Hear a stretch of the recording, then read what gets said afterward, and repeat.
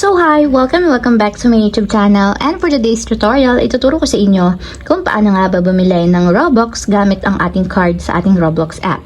But first, please subscribe to my channel and don't forget to hit the subscribe button and the bell to notify you for my new updates. And if you want to learn more, just keep on watching and let's start. So ayan guys, for today's video, i-open lang natin ang ating Roblox account or yung ating Roblox app. And then, pagka-open guys, mula dito sa pinakang homepage, itap lang natin yung Robux button na nandito sa upper right corner.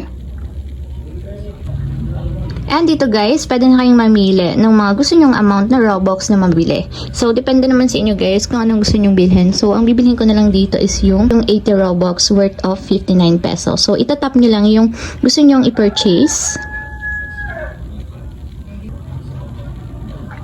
And itatap nyo lang guys yung mode of payment. So, tap nyo lang.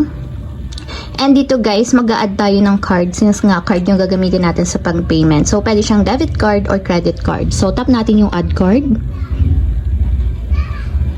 So, lagay nyo lang guys yung card number, yung expiration date, and yung security code. So, lagay na natin. So, ayan, after yung malagay yung card number, expiration date, and then security code, tap na natin yung continue.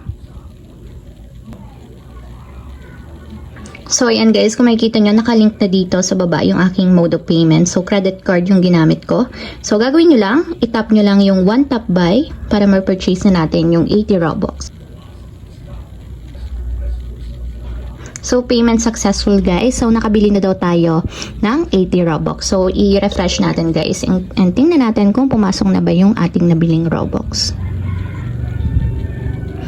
So, kung makikita nyo guys, naging 90 Robux na siya kasi kanina is 10 Robux lang siya. So, ayun lang guys, ganun lang kasimple kung paano nga ba bumili ng Robux gamit ang card sa ating Roblox app. If you have a question, kindly comment down below and don't forget to hit the subscribe button and the bell to notify you for new updates. And thank you for watching!